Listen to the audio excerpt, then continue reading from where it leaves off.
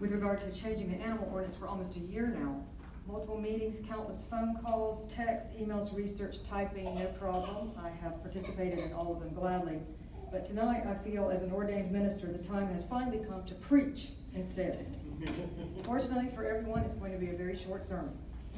From the beginning, we had one goal in mind and only one: to alleviate the unnecessary suffering of animals in our county.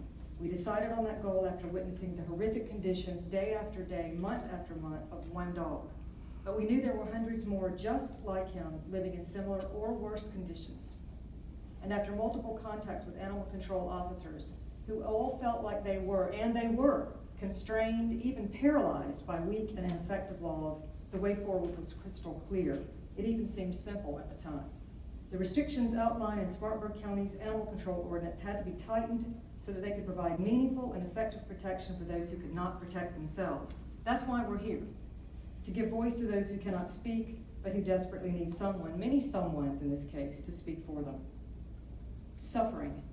We throw that word around a lot, so much so that it seems to have lost its significance. And I think what happens when we talk about it in reference to our animals is that it becomes this kind of vague concept that we can dismiss because we're not actually witnessing the suffering. We don't see the cat shivering uncontrollably at 3 a.m. when the temperature dips into the 20s.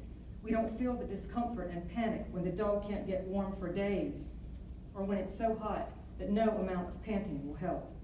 We're not measuring the animal's temperature, so we can't see the damage that's being done to his body, and we certainly can't measure the damage that's being done to his spirit, but he has one.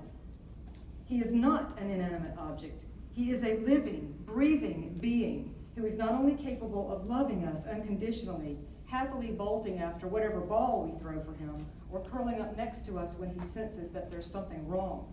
He is also capable of suffering, and isn't it a shame that the people for whom he provides that love are the very people who inflict his suffering?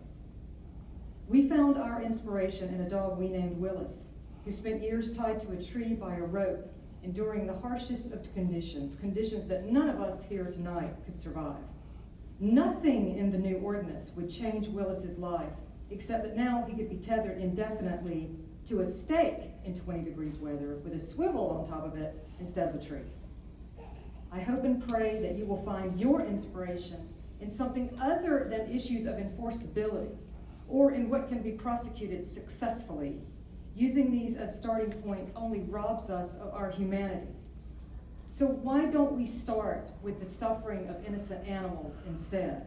I'm pretty sure that that will lead us to the right place.